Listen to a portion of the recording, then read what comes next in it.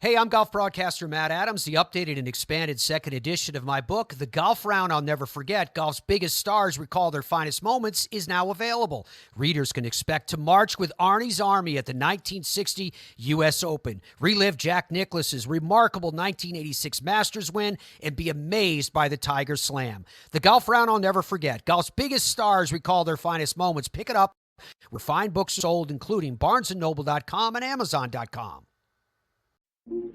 This day in sports history. A member of the Sports History Podcast Network, your headquarters for the yesteryear of your favorite sports. You can learn more at sportshistorynetwork.com. It's June 30th, and today I'm talking about socks. Well, not the entire time, just for a minute or two, but I swear this will be an interesting story. The most interesting story about socks that you've heard in a long time. So there's a good chance there's a generation of baseball players who may not even really know what I'm talking about when I say sanitary socks and stirrups. Now, most major leaguers, college players, and high schoolers wear their pants all the way to their shoe, and so there's no need for extra socks or a stirrup when you play baseball. But for me growing up playing baseball, sanitary socks and stirrups were always part of the uniform.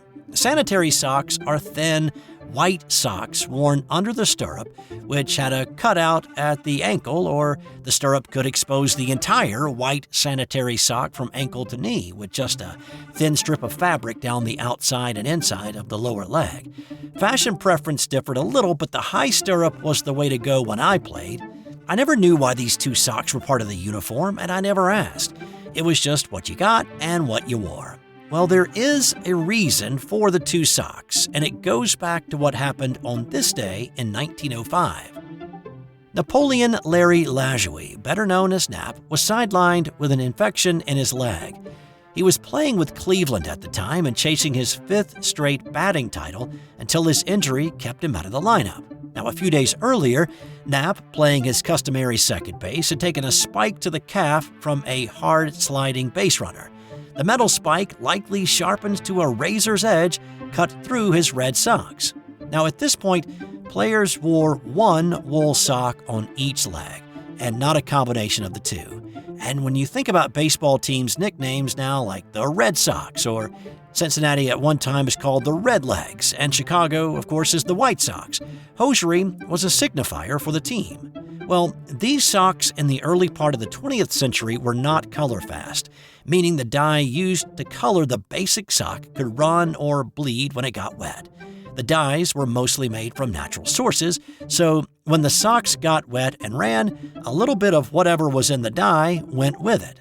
Well, the cut to Lajoie's leg allowed dye from his sock to seep into his wound. Now, if he would have had it treated immediately or not completely ignored it, what happened next and the revolution in baseball socks may never have taken place, or at least have taken place a lot later in the history of baseball. But Lajoie did mostly ignore it, and the cut became infected. On this day, he was diagnosed with blood poisoning, with the cause attributed to the dye in his sock. It caused Lajoie to miss 65 games in the 05 season, and subsequently lose the batting title.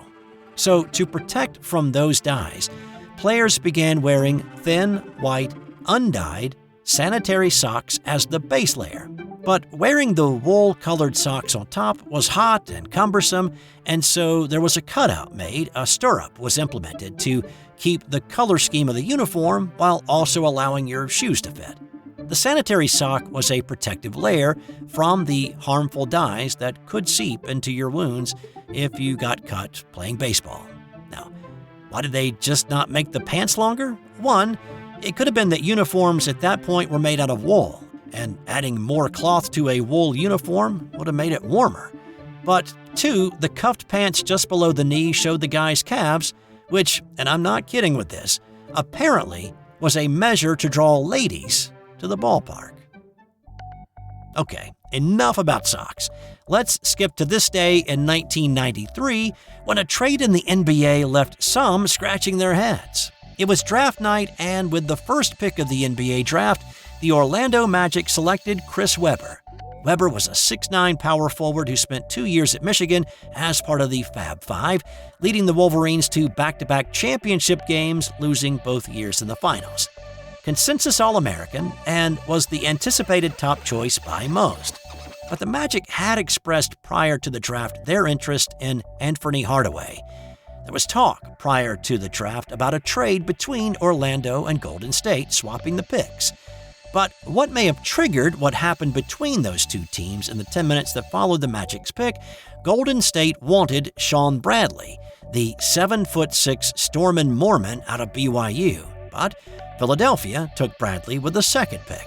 That opened the door for the Warriors to restart trade talks. So with the third pick, the Warriors took 6'6" point guard Penny Hardaway out of Memphis State, and that set up one of the most dramatic trade announcements by Commissioner David Stern at the draft.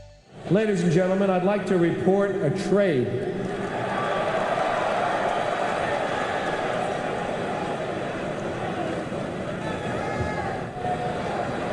Orlando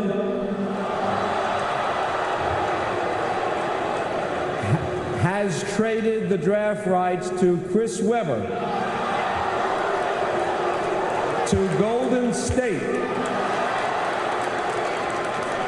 in exchange for the draft rights to Penny Hardaway and 3 future first-round draft picks,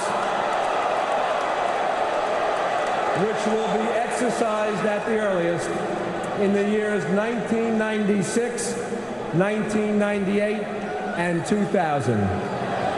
So first off, we know what happened with Penny Hardaway going to Orlando and teaming up with Shaq.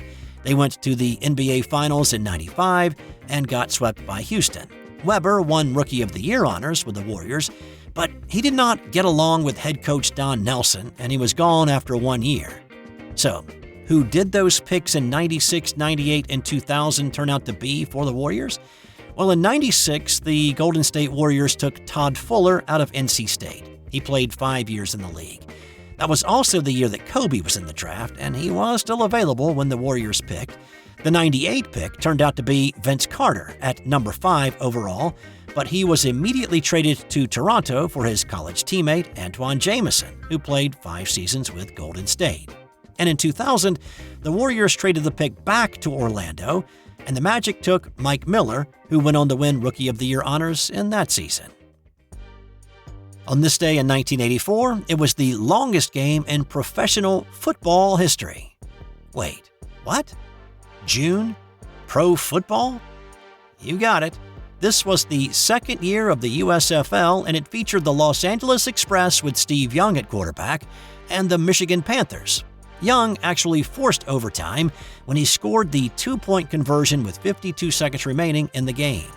So this was a league that did not believe in ties and played until a winner was decided.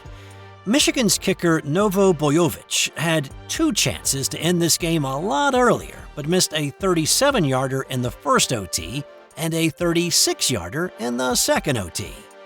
Mel Gray, who went on to a 12-year career in the NFL, mostly with the Detroit Lions, scored on a 24-yard run in the third overtime period to end the game. The game lasted 93 minutes, 33 seconds, which is 10 minutes, 53 seconds longer than the NFL's longest game played in 1971 between Miami and Kansas City on Christmas Day. In 1978, the Chicago White Sox named Larry Doby as their manager, becoming the second black manager in Major League Baseball history after Frank Robinson. Doby must have felt like the perennial second. He was also the second black player in the major leagues behind Jackie Robinson. On this day, Doby took over for the fired Bob Lemon. Bill Veeck was the owner of the White Sox at the time. Veeck had also been the owner of the Cleveland Indians when he signed Doby to play for them and brought him up after Robinson broke the color barrier with the Dodgers in 1947. In 2016, they weren't the biggest long shot to win it all, but they were pretty close. On this day, Coastal Carolina beat Arizona for the second time to win the College World Series in Omaha. The Chanticleers from the Sun Belt Conference started out as a 2-seed in the regionals, worked their way to Omaha, lost to TCU in a second-round game, falling into the losers bracket, but fought their way into the finals, lost the first game, and had to win 2 straight to win the title. At plus 2,500 prior to the tournament starting, they fall well short of Ole Miss at plus 6,500 winning in 2022 as the biggest long shot.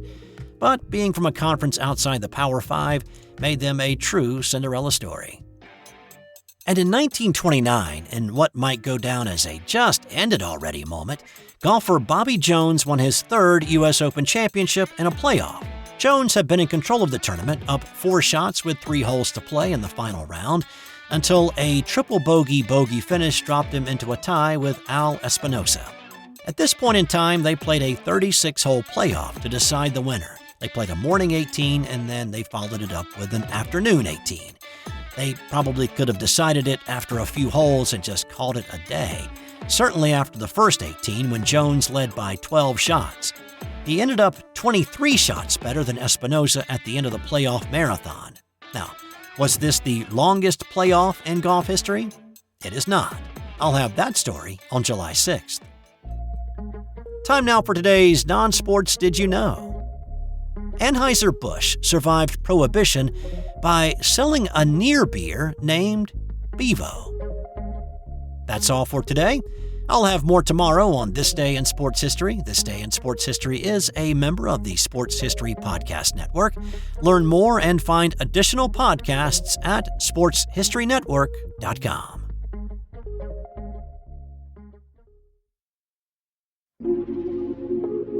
This has been an original Thrive Suite production. Hey there, sports history fan. This is Arnie Chapman, a.k.a. the Football History Dude, and I hope that you enjoyed this recent episode presented by the Sports History Network and were able to learn some good old-fashioned sports history knowledge nuggets.